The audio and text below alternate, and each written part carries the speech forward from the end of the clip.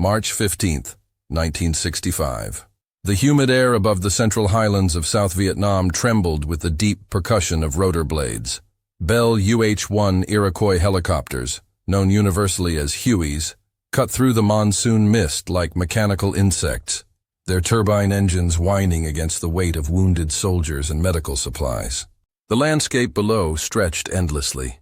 Emerald jungle canopy broken by muddy clearings, rice paddies reflecting pewter skies, and the serpentine brown ribbon of the Perfume River winding toward the South China Sea.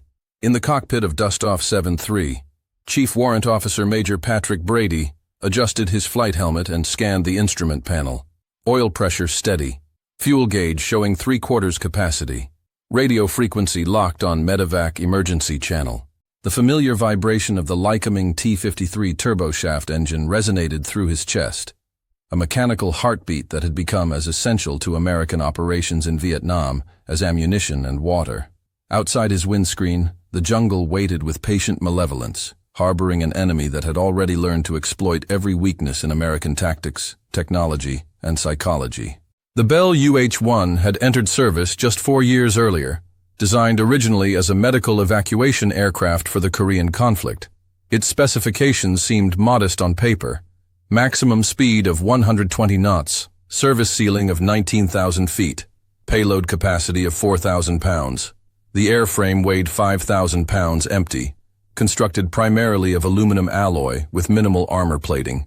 Military analysts in Washington and European observers had initially dismissed the Huey as inadequately protected for sustained combat operations.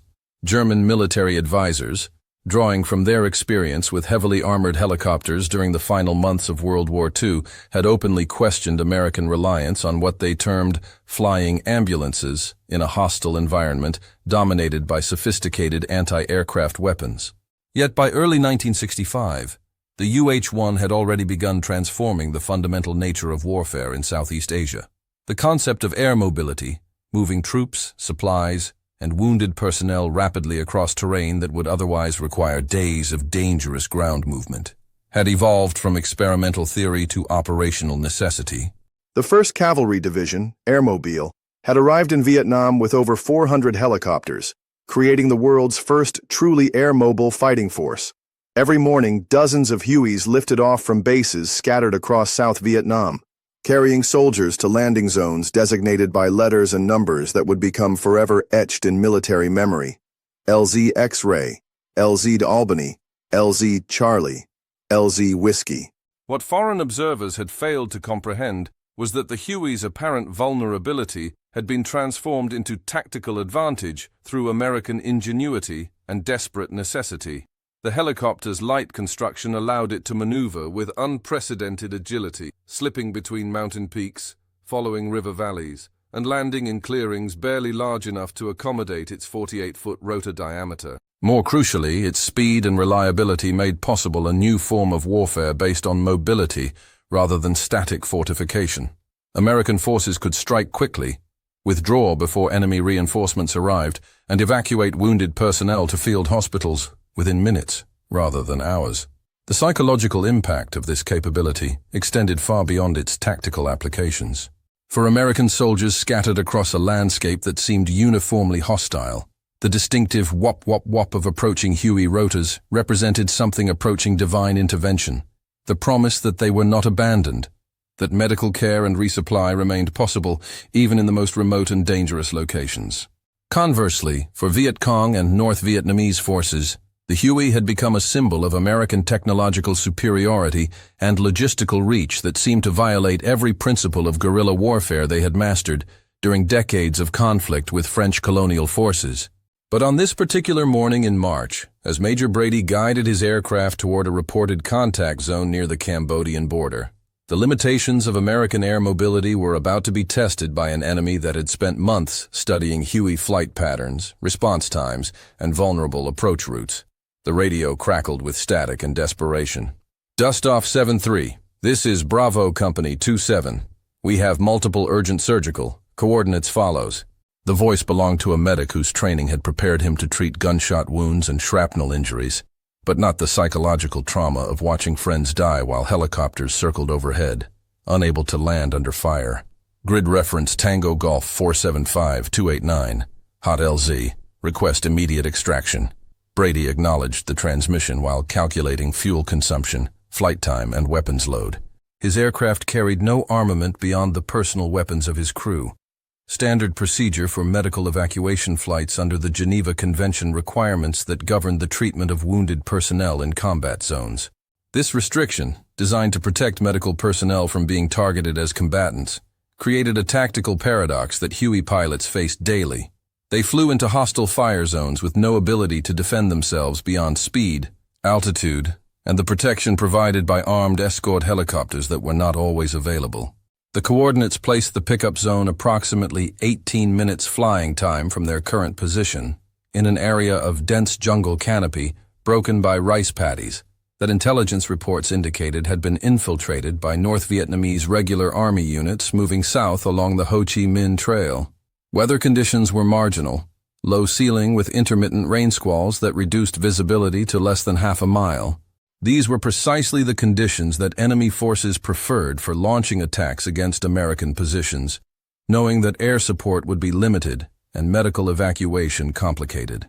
As Brady adjusted course toward the emergency location, he reflected on the evolution of helicopter medical evacuation from its experimental origins in Korea to its current status as the backbone of American battlefield medicine in Vietnam. The concept had emerged from harsh necessity. Traditional ground-based ambulance evacuation simply could not function in mountainous Korean terrain dominated by enemy forces. Early helicopter evacuations had been conducted with small, underpowered aircraft that could carry only 1 or 2 wounded soldiers at a time, often under fire from Chinese and North Korean forces that showed no respect for medical neutrality. The transition to Vietnam had transformed medical evacuation from a limited tactical capability to a comprehensive system that could, theoretically, transport any wounded American soldier from point of injury to a fully equipped surgical hospital within 1 hour. This golden hour concept had already saved thousands of lives, reducing combat mortality rates below those recorded in any previous American conflict. Military surgeons reported that soldiers arriving at field hospitals via helicopter evacuation had significantly higher survival rates than those transported by ground ambulance or carried by litter teams through jungle terrain. Yet statistics could not capture the human dimensions of this system. The terror experienced by helicopter crews flying into hostile fire, the agonizing decisions faced by ground commanders choosing between risking additional casualties to rescue wounded soldiers or waiting for conditions to improve, and the psychological burden carried by pilots who knew that their mechanical failure or tactical mistake could result in the deaths of wounded Americans depending on them for survival. The radio interrupted Brady's contemplation with an update that transformed routine medical evacuation into something approaching a suicide mission. Dustoff 7-3. Be advised, landing zone is under direct fire from multiple positions. 2 previous extraction attempts have been unsuccessful. Aircraft took heavy damage and were unable to complete pickup. This information created a tactical dilemma that helicopter pilots faced regularly in Vietnam, but never resolved satisfactorily. Military protocols required medical evacuation aircraft to avoid landing in areas where enemy fire made survival unlikely, a restriction designed to prevent the loss of aircraft and crews needed for future medical missions. However, the same protocols demanded that no wounded American soldier be abandoned if any possibility existed for successful evacuation. The contradiction between these requirements meant that individual pilots often made life-or-death decisions based on personal judgment rather than clear tactical doctrine. Brady acknowledged the warning while increasing airspeed and altitude, trading fuel efficiency for the tactical advantage of approaching the landing zone from an unexpected direction. His crew chief, Sergeant First Class Michael Durant, conducted a final weapons check on the door-mounted M60 machine guns that provided their only defensive capability. The crew understood that their survival depended entirely on speed, surprise, and the covering fire that friendly ground forces might be able to provide during the brief moments required to load wounded soldiers and depart. The landscape below revealed the environmental challenges that complicated every aspect of military operations in Vietnam. Dense jungle canopy concealed enemy positions while channeling helicopter approach routes along predictable corridors that could be easily targeted by anti-aircraft weapons. Rice paddies created open areas suitable for landing, but their soft, waterlogged surfaces often prevented helicopters from maintaining stable positions during loading operations. Rivers and streams provided navigation references for pilots, but also served as transportation arteries for enemy forces moving supplies and personnel throughout the region. Weather conditions added another layer of complexity to an already dangerous mission. The monsoon season had transformed dirt landing zones into muddy quagmires that could trap helicopter skids, while high humidity reduced engine performance and created maintenance problems with electronic equipment. Low-hanging clouds forced pilots to fly at altitudes that brought them within range of small arms fire, while sudden rain squalls could reduce visibility to zero within minutes, making navigation almost impossible in terrain that offered no recognizable landmarks. As Dustoff 7-3 approached the reported coordinates, Brady could see smoke rising from multiple locations within the jungle, evidence of an ongoing firefight between American ground forces and enemy units that had chosen this location specifically because its terrain features made helicopter operations extremely difficult. The landing zone itself appeared to be a small clearing surrounded by dense vegetation that could conceal dozens of enemy positions. Artillery craters and burned vegetation indicated that previous attempts to secure the area had involved significant firepower, yet enemy forces remained active and apparently well-positioned to engage helicopters attempting to land. The tactical situation reflected broader strategic challenges that American forces faced throughout their involvement in Vietnam. The enemy possessed intimate knowledge of local terrain, unlimited time to prepare defensive positions, and the tactical flexibility to withdraw when faced with superior firepower, then return to harass American operations when conditions favored their success.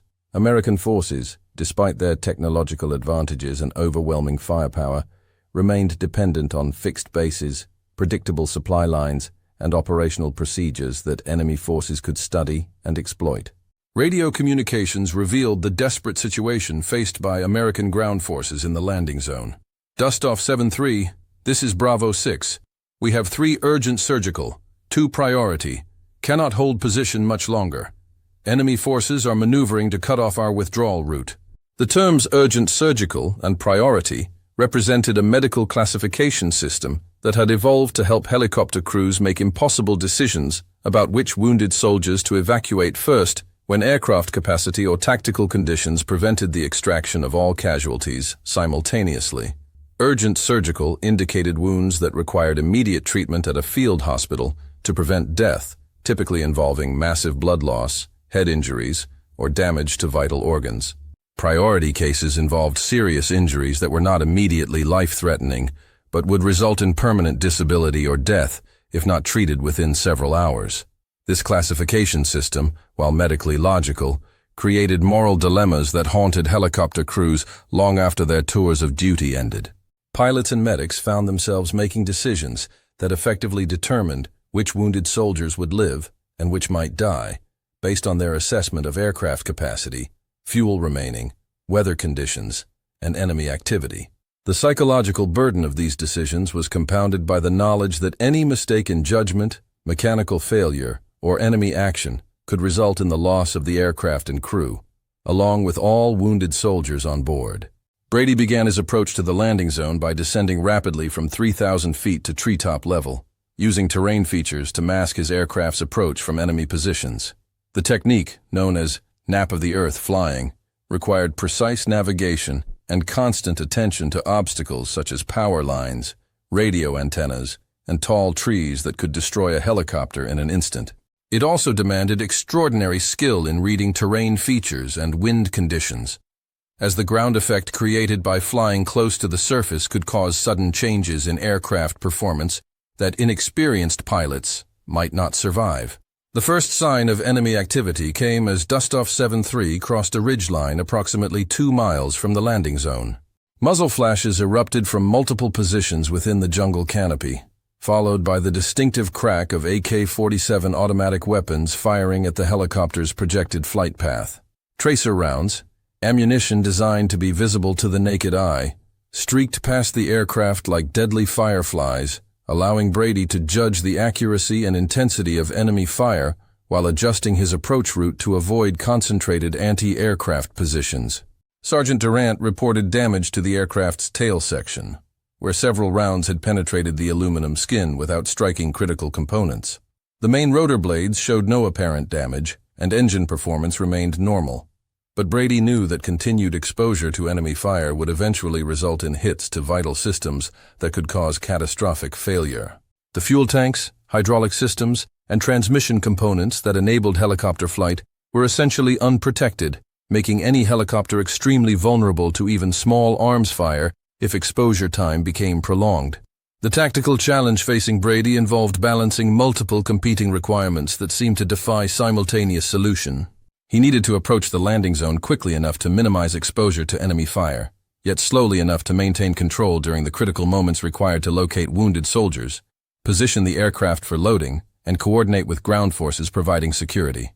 The landing zone itself appeared to be barely large enough to accommodate a single helicopter, with tall trees on all sides that would channel his approach and departure along predictable routes that enemy forces could easily target.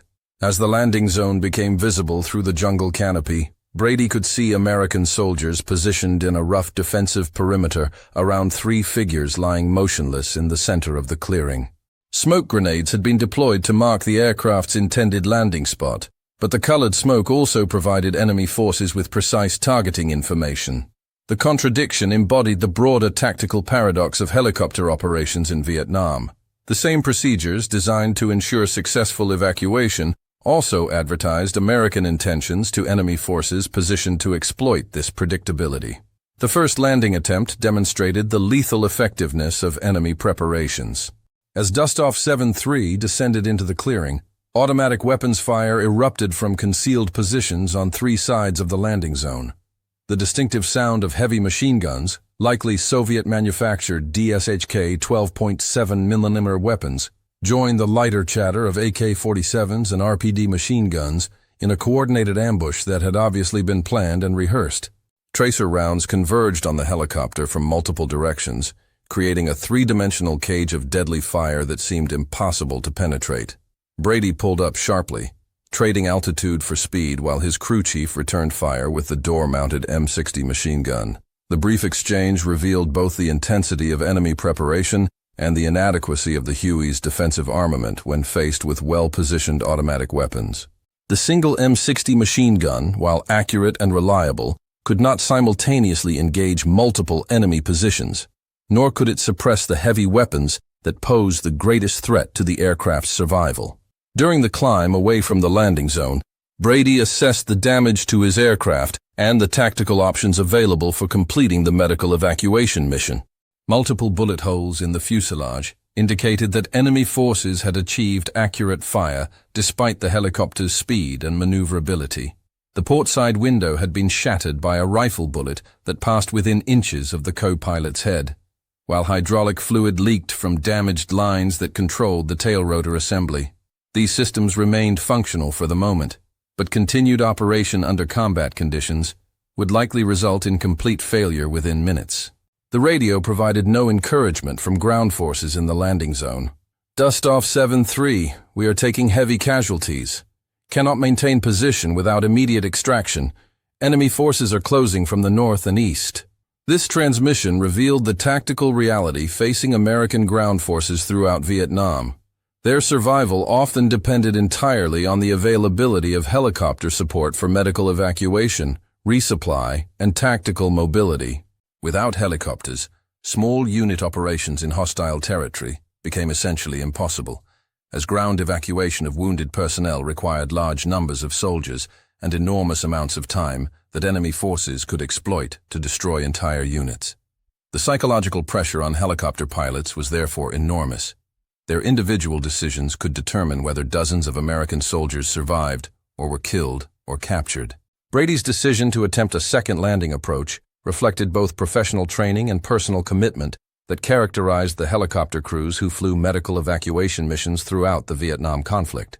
Standard military doctrine advised against repeated attempts to land in areas where enemy fire had already proven effective, as subsequent approaches would face even more accurate and concentrated anti-aircraft fire from positions that had now registered the aircraft's approach routes and landing techniques.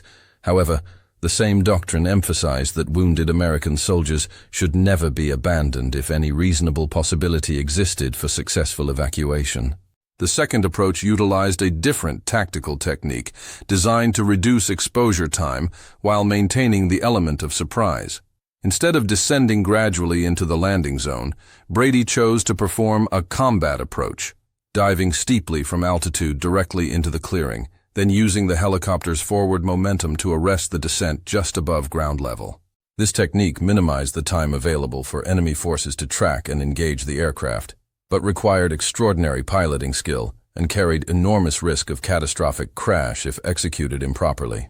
The combat approach succeeded in delivering Dustoff 7-3 into the landing zone before enemy forces could coordinate effective fire. But the tactical situation deteriorated rapidly once the helicopter touched down.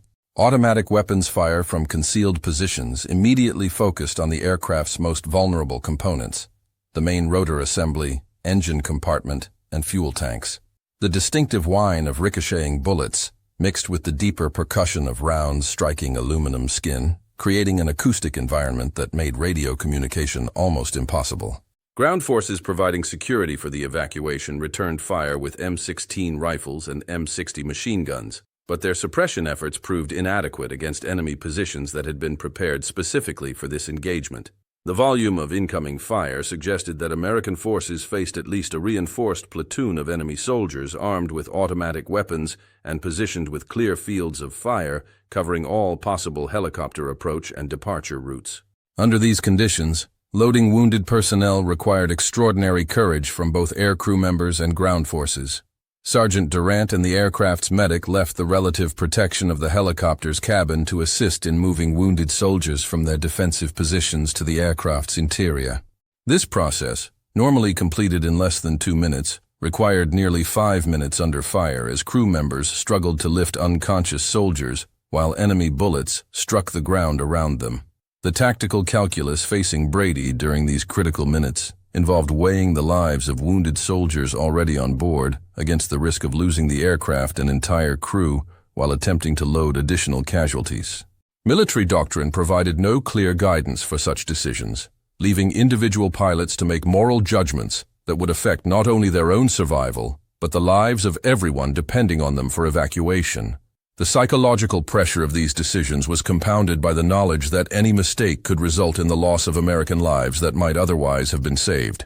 As Dustoff 7-3 lifted off from the landing zone with 4 wounded soldiers on board, enemy fire intensified to levels that seemed certain to cause catastrophic damage. The sound of bullets striking critical aircraft components created a rhythm that matched the helicopter's vibration as Brady applied maximum power to climb away from the killing zone. Hydraulic warning lights illuminated the instrument panel, indicating system failures that would make continued flight increasingly difficult and dangerous. The flight to the nearest field hospital required 23 minutes over terrain that offered no suitable emergency landing sites should mechanical failure occur. During this period, the aircraft's medic worked to stabilize wounded soldiers whose injuries ranged from gunshot wounds to shrapnel damage from mortar explosions. The helicopter's medical equipment included basic trauma supplies, bandages, morphine, intravenous fluids, and oxygen. But serious surgical injuries required treatment facilities that could only be provided at established medical installations. Upon arrival at the 3rd Surgical Hospital near Bien Hoa, maintenance personnel discovered the extent of damage sustained during the evacuation mission. 17 bullet holes had penetrated the aircraft's fuselage, while 3 rounds had struck the main rotor blades without causing immediate failure. The tail rotor drive shaft showed impact damage that would have resulted in loss of directional control within minutes of continued operation. Most critically, fuel lines had been severed by enemy fire, creating a potentially explosive situation that could have killed everyone on board if ignited by muzzle flashes or electrical shorts. The medical personnel who received the wounded soldiers from Dustoff 7-3 represented another crucial component of the helicopter evacuation system that had evolved in Vietnam. Field hospitals had been specifically configured to provide immediate surgical treatment for trauma cases arriving by helicopter, with surgical teams standing by 24 hours per day to treat the most serious injuries within minutes of patient arrival. This capability had transformed battlefield medicine from a system designed primarily to comfort dying soldiers to one that could actually save lives that would have been lost in any previous conflict. The 4 soldiers evacuated during Brady's mission underwent emergency surgery that successfully treated injuries that would almost certainly have proven fatal without immediate medical attention. 2 soldiers with abdominal gunshot wounds required extensive surgery to repair damage to internal organs, while a 3rd soldier with a head injury needed specialized neurosurgical procedures available only at the most advanced medical facilities. The 4th casualty, suffering from severe blood loss due to shrapnel wounds, received massive blood transfusions that replaced nearly half his total blood volume. The successful treatment of these casualties validated the tactical concept that had driven the development of helicopter medical evacuation in Vietnam. The combination of rapid transport and advanced medical care could overcome injuries that had historically meant certain death on the battlefield. However, the cost of this capability extended far beyond the obvious expenses of aircraft, fuel, and medical supplies. The psychological burden carried by helicopter crews, the risk to additional personnel involved in evacuation operations, and the tactical complications created by predictable evacuation procedures all represented hidden costs that military planners had not fully anticipated. Brady's decision to return to the landing zone for additional casualties, despite obvious damage to his aircraft and intelligence reports indicating increased enemy activity, illustrated both the moral commitment and professional risks that characterized helicopter operations throughout the Vietnam conflict. Standard procedures required damaged aircraft to return to base for maintenance evaluation and crew rest before undertaking additional missions. However, radio communications from ground forces indicated that enemy pressure had intensified and that additional wounded soldiers required immediate evacuation to survive. The tactical situation had deteriorated significantly during the 37 minutes required for the first evacuation cycle. Enemy forces had apparently received reinforcements and had repositioned their anti-aircraft weapons to provide even more effective coverage of helicopter approach routes. Artillery fire had begun falling near the American defensive perimeter, suggesting that enemy forces possessed sophisticated indirect fire capabilities that could eliminate the landing zone entirely if evacuation operations continued. Rather than wait for a replacement aircraft to be prepared and briefed for the mission, Brady chose to return immediately in a different helicopter, Dustoff 7-1, that had just completed routine maintenance and refueling. This decision reflected the time-critical nature of combat medical evacuation, where delays measured in minutes could determine whether wounded soldiers survived or died from their injuries. However, the decision also meant that Brady and his crew would be conducting the mission without the tactical intelligence that might have been gathered during the interval, and without the escort helicopters that might have been arranged to provide suppressive fire during the evacuation. The flight back to the landing zone provided an opportunity to observe changes in the tactical situation that had developed during the previous hour. Smoke columns rising from multiple locations indicated that the firefight had expanded beyond the original contact area, while radio communications revealed that American forces were now engaged with enemy units approaching from several directions simultaneously. Artillery fire from American positions had intensified, creating a barrage designed to prevent enemy reinforcement while providing covering fire for helicopter operations. As Dustoff 7-1 approached the landing zone for the second evacuation mission, Brady could see that the tactical environment had become significantly more dangerous. The clearing that had barely accommodated a single helicopter during the first landing now showed evidence of mortar impacts that had created craters and scattered debris across the landing area. More ominously, the defensive perimeter maintained by American ground forces appeared to have contracted, suggesting that enemy pressure had forced friendly forces to abandon some of their positions. The approach to the landing zone revealed the adaptive nature of enemy anti-aircraft tactics that had emerged in response to American helicopter operations. Rather than maintaining fixed positions that could be identified and targeted by supporting fires, enemy forces appeared to have adopted mobile tactics that allowed them to relocate their weapons between helicopter flights. This adaptation meant that previous intelligence about enemy positions might be obsolete, requiring helicopter crews to identify and react to threats that had not existed during previous approaches. Enemy fire began engaging Dustoff 7-1 at a much greater distance from the landing zone than had occurred during the first mission, indicating that anti-aircraft positions had been established along likely approach routes. The accuracy of this fire suggested that enemy forces had sophisticated understanding of helicopter flight characteristics and had positioned their weapons to achieve maximum effectiveness during the critical phases of approach and departure when aircraft were most vulnerable to ground fire. The intensity of anti-aircraft fire increased dramatically as the landing zone became visible, with multiple automatic weapons creating interlocking fields of fire that seemed to cover every possible approach route. Tracer ammunition provided visible evidence of the density and accuracy of enemy fire, while the sound of bullets striking the aircraft created an almost continuous metallic drumming that made radio communication extremely difficult. Under these conditions, successful landing required piloting skills that exceeded normal training parameters and a level of crew coordination that could only be achieved through extensive combat experience. Despite the hostile fire, Brady managed to position Dustoff 7-1 in the landing zone long enough to load 2 additional wounded soldiers who had been moved to the center of the clearing by ground forces providing security. The loading process required nearly 4 minutes under direct fire, as both casualties were unconscious, and required careful handling to prevent additional injury during movement. During this period, enemy fire continued to focus on the helicopter, causing substantial damage to non-critical systems while miraculously avoiding strikes to the engine, transmission, or flight controls that would have prevented departure.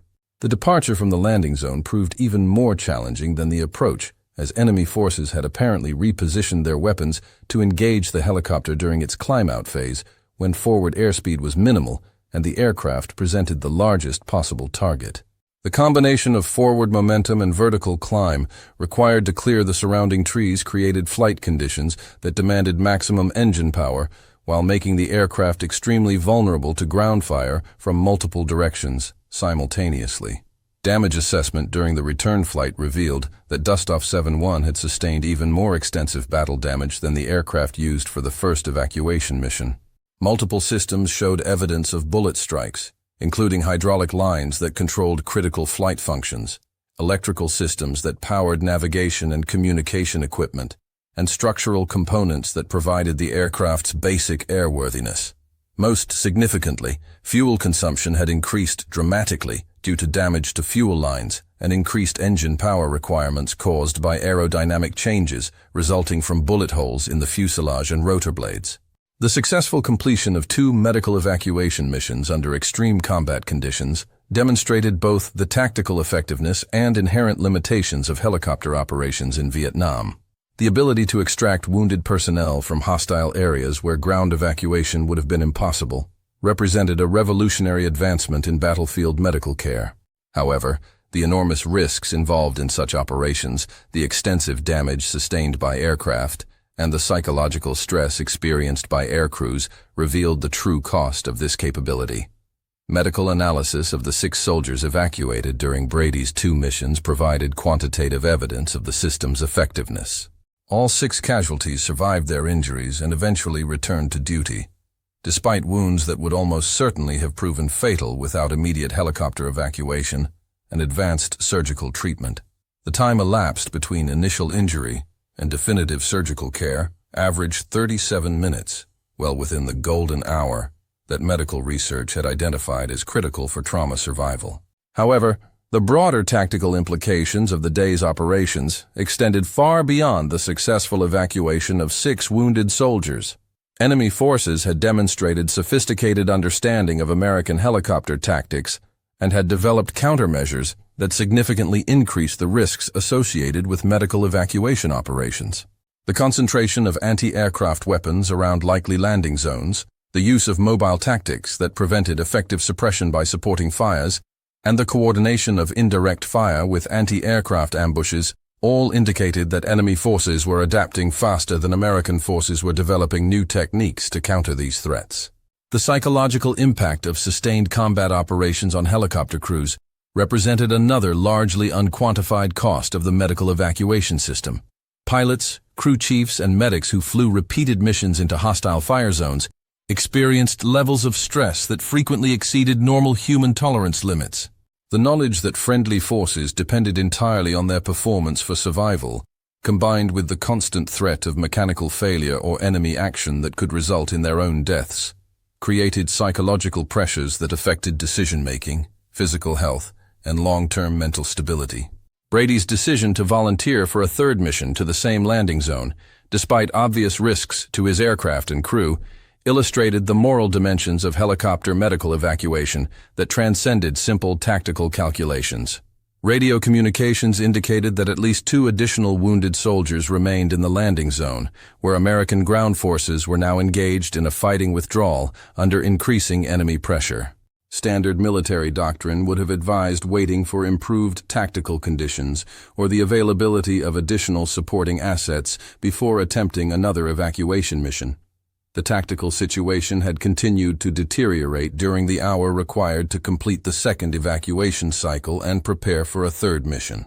Enemy forces had apparently committed additional personnel and heavy weapons to the engagement, while American artillery support had become less effective due to the close proximity of friendly and enemy forces.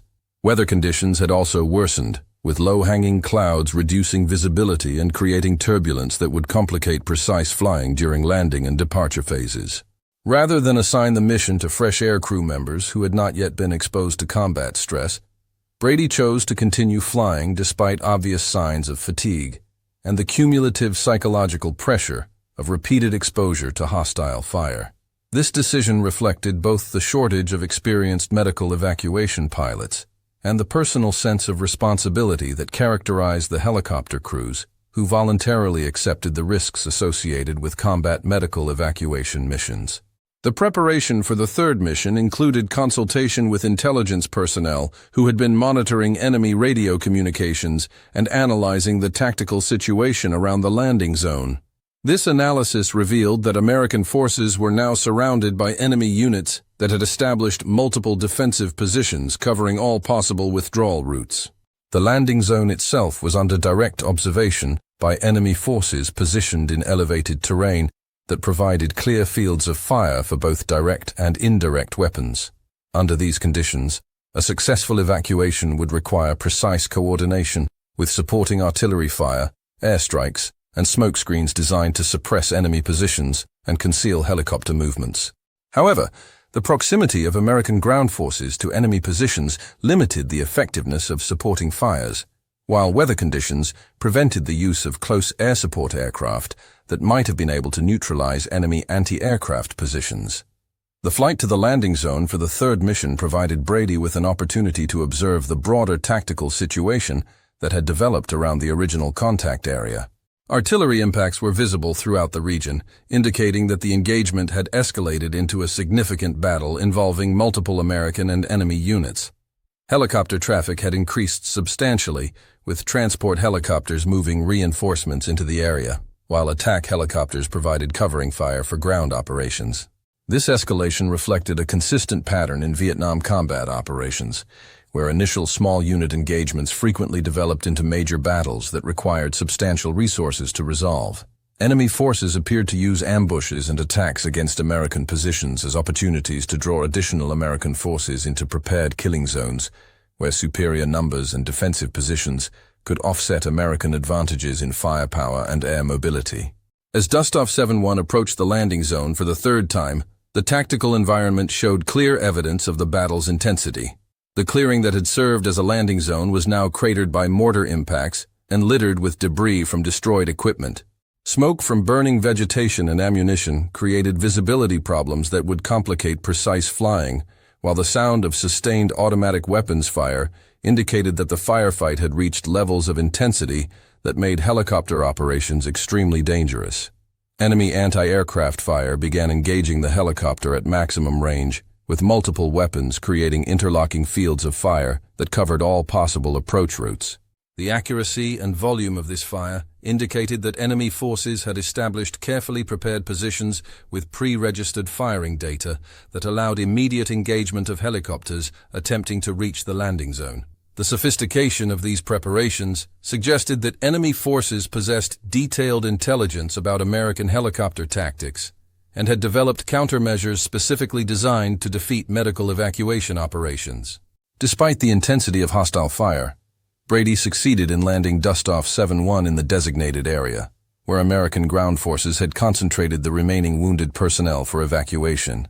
However, The tactical situation had deteriorated to the point where loading operations required nearly 6 minutes under sustained enemy fire from multiple directions. During this period, the helicopter sustained substantial damage to critical systems, including hits to the main transmission that created vibrations indicating potential mechanical failure. The loading of wounded personnel under these conditions required extraordinary courage from ground forces who exposed themselves to enemy fire while moving casualties from defensive positions to the aircraft. The process was complicated by the serious nature of the injuries involved, as both remaining casualties were unconscious and required careful handling to prevent additional trauma during movement.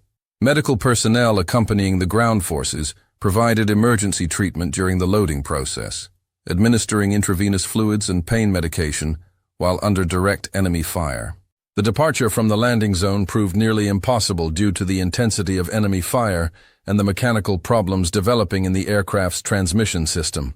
The main rotor assembly began producing unusual vibrations that indicated potential failure of critical components, while hydraulic systems showed evidence of battle damage that affected control responsiveness during the critical climb-out phase of flight.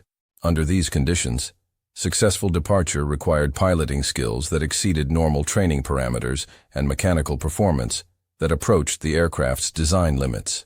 During the climb away from the landing zone, enemy fire continued to engage the helicopter with small arms and automatic weapons that achieved multiple hits on critical aircraft systems.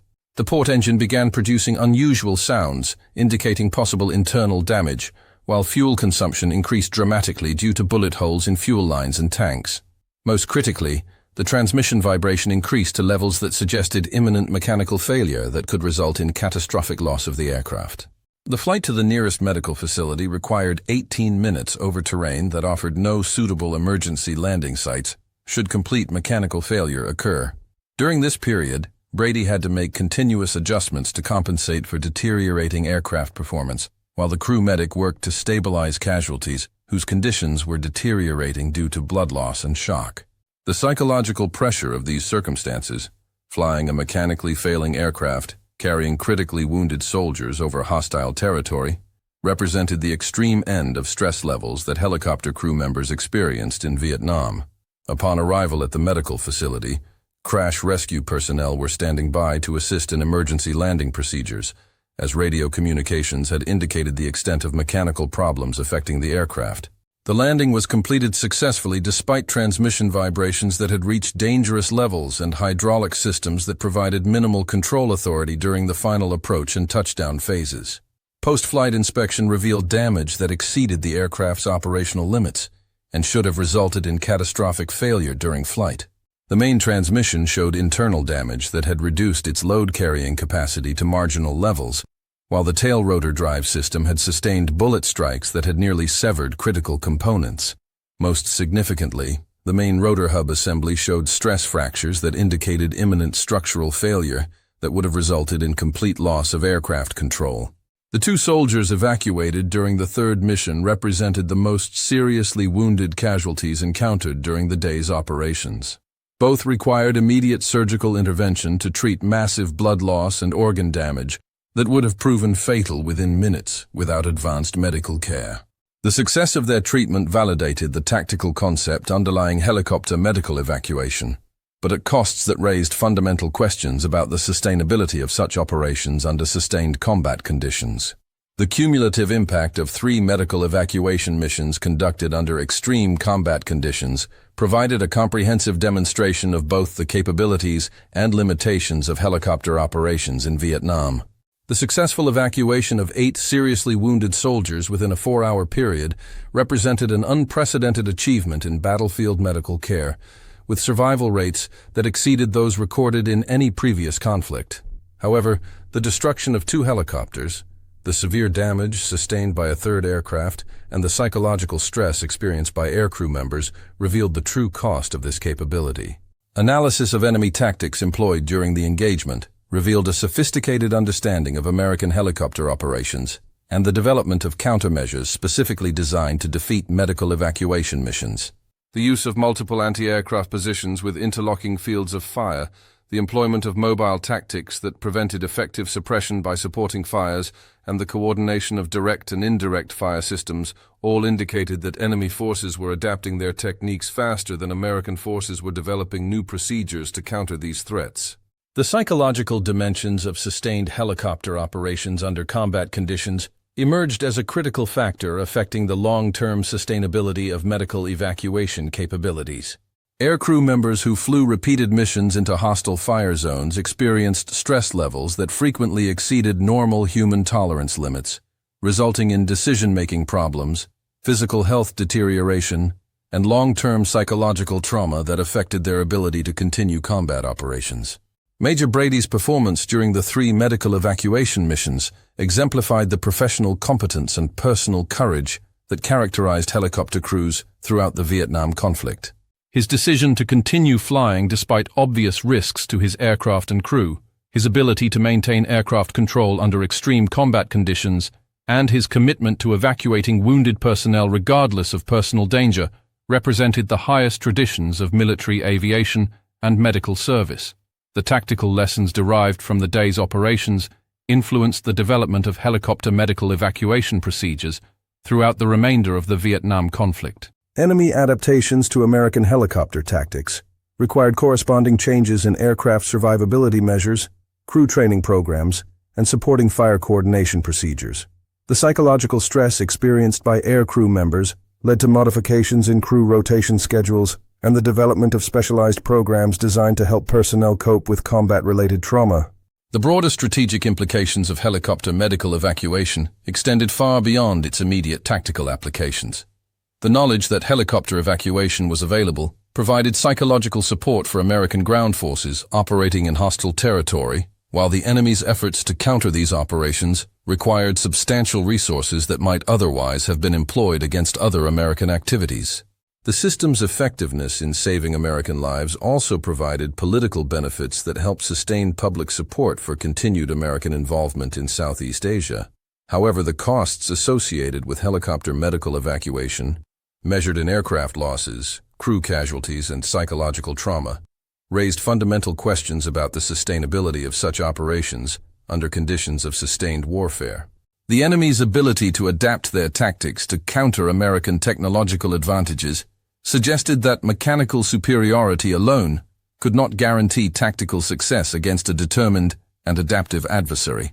The individual humans who comprised this system, pilots like Brady, crew chiefs like Durant, medics who treated wounded personnel under fire, and ground forces who provided security for evacuation operations, represented the essential element that transformed technological capability into operational effectiveness.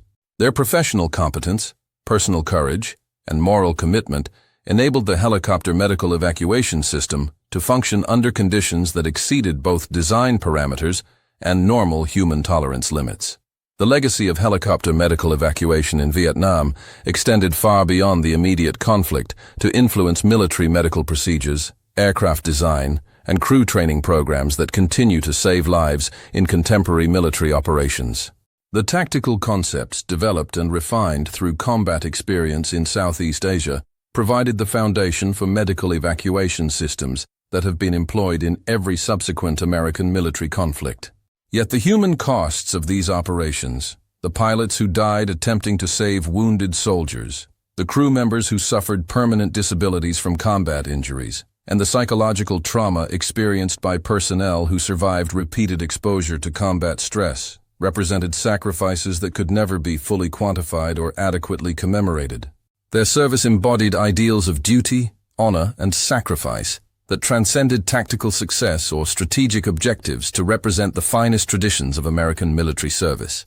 The jungle that witnessed these events has long since reclaimed the landing zones where helicopters landed under fire to evacuate wounded Americans.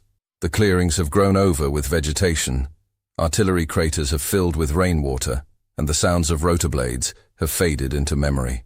Yet the meaning of these operations, the demonstration that American forces would risk everything to save their wounded comrades, continues to resonate through military culture and national memory as a testament to values that define the character of military service.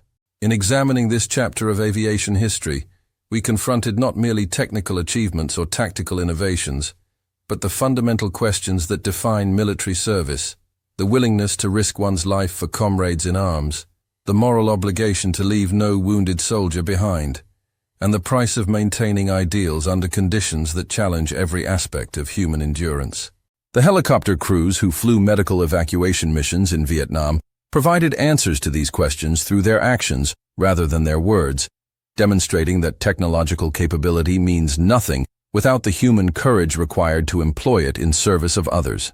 The Huey, initially dismissed by German military observers as inadequately protected for sustained combat operations, had proven itself not through superior armor or overwhelming firepower, but through the courage and skill of the men who flew it into situations where survival depended entirely on human factors that could not be quantified or replicated through technology alone. In the humid skies above Vietnam, American helicopter crews had written a chapter in military aviation history that continues to inspire and instruct those who follow in their tradition of service.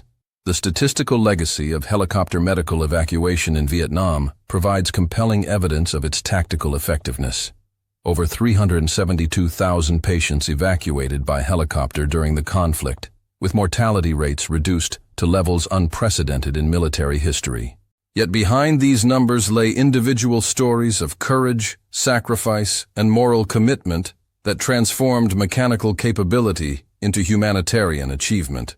Each successful evacuation represented not merely a tactical victory, but an affirmation of values that defined American military service at its finest. As we remember these events, we honor not only the men who died attempting to save their comrades, but also those who survived to carry forward the lessons learned through their service. Their legacy continues to influence military medicine, aircraft design, and training programs that save lives in contemporary conflicts around the world. More importantly, their example continues to inspire military personnel who face similar moral challenges in their own service to country and comrades. The echoes of those Huey rotor blades still reverberate through military culture and national memory, reminding us that technological superiority means nothing without the human courage required to employ it in service of others. In the end, it was not the machines that made the difference, but the men who flew them into harm's way because they understood that some missions are worth the ultimate sacrifice. Do you remember the sound of those rotor blades cutting through the humid Vietnam air? Can you imagine the courage it took to fly into a storm of bullets, knowing that wounded soldiers were counting on you to bring them home? The legacy of these helicopter crews reminds us that heroism is not measured in medals or memorials, but in the willingness to risk everything for those who cannot save themselves. If this story of courage under fire has moved you, please subscribe to our channel and share this video with others who appreciate the sacrifices made by those who served. Their memory deserves to be preserved, their courage deserves to be remembered, and their legacy deserves to be passed on to future generations who must carry forward the ideals for which they fought and died.